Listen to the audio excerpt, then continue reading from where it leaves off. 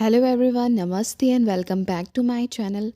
आज की वीडियो में आगे बढ़ने से पहले जो लोग मेरे चैनल पे पहली बार विज़िट कर रहे हैं और अभी तक मेरी चैनल को सब्सक्राइब नहीं किया है तो प्लीज़ चैनल को सब्सक्राइब करें, साथ ही बेल आइकन को दबाना बिल्कुल भी ना भूलें।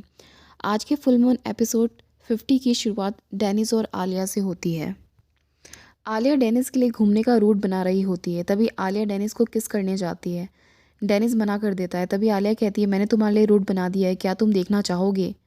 तभी डेनिस कहता है आलिया मैंने कहा है ना मुझे शावर लेना है। फिर डेनिस वहाँ से चला जाता है, तभी आलिया गुस्से में सब पेपर्स को फेंक देती है।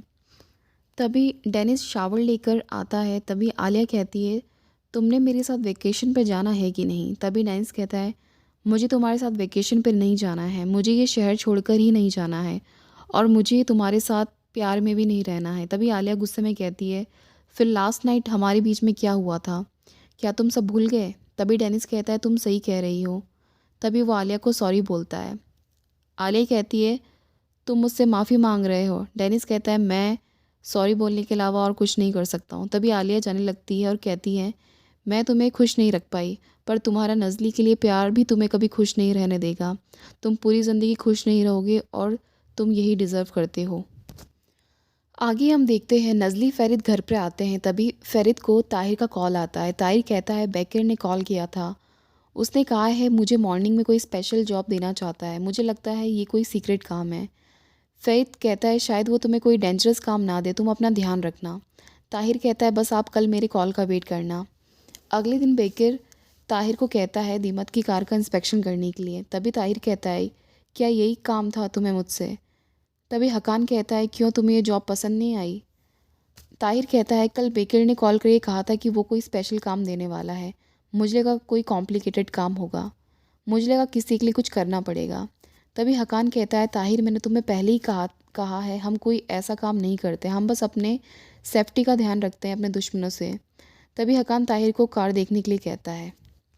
आगे हम देखते हैं फ़ईद के घर पे पुलिस आती है। वो फ़ईद को पुलिस कस्टडी में ले जाती है और कहती है आपकी कुछ ट्रकों में ड्रग्स को पाया गया है, ये एक सीरियस सिचुएशन है, यहाँ कुछ और भी गिरफ्तारी हुई है और आपको भी पूछताछ के लिए पुलिस कस्टडी में चलना पड़ेगा। वो फ़ईद को पुलिस स्टेशन ले जाते हैं। दूसरी तरफ हकान और दीमत प्रेस में इंटरव्यू देते हैं और कहते हैं फ़ईद ऐसा कुछ नहीं कर सकता है, कोई जानकर हमारी कंपनी को फंसाना चाहता है। आगे हम देखते हैं फ़ईद ऑफिसर से कहता है कि हमने ऐसा कुछ नहीं किया है। तभी फ़ईद का लॉयर कहता है कि फ़रीद एक रिस्पेक्टेड बिजनेसमैन है, मैंने उनकी बेल का डिमांड किया है। तभी ऑफिसर्स कहते हैं हम ऐसा कुछ नहीं कर सकते हैं क्योंकि और भी गिरफ्तारी हुई है और भी कंपनी के ऑफिसर से पूछताछ बाकी है। तभी फ़ईद कहता है कि कितना टाइम और लगेगा। ऑफिसर कहते हैं 2-3 घंटे या फिर 1-2 दिन भी लग सकते हैं। आगे हम देखते हैं हकान दीमत ऑफिस में जाकर हंस रहे होते हैं। तभी दीमत हंसते हुए कहती है क्या तुम इमेजिन कर पा रहे हो फ़रीद का एक्सप्रेशन जब पुलिस उसके घर पर गई होगी, मुझे उसको ऐसे देखना था। तभी हकान हंसते हुए कहता है कि मुझे फ़रीद का वो एक्सप्रेशन देखना है कि जब वो अपनी सब पावर कंपनी और बुलुत को लॉस कर देगा। आगे हम देखते हैं नज़ली फ़रीद से मिलने के लिए पुलिस स्टेशन जाती है।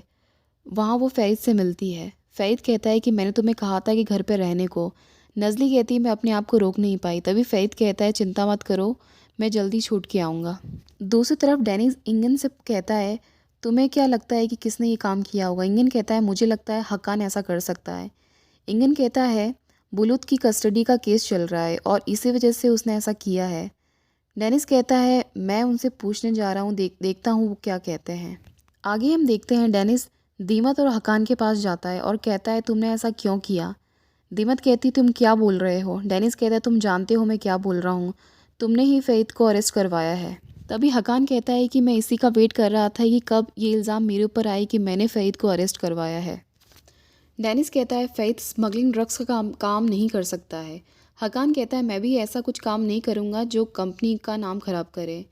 तभी हकान कहता है मैंने ऐसा कुछ नहीं किया है और कहता है मुझे नहीं पता तुम्हें कौन प्रोवोक कर रहा है, मैं तुम्हें कितनी बार कहूँ मैंने ऐसा कुछ नहीं किया है, क्या पता कि फ़ईद के खिलाफ़ किसी और ने साजिश की हो।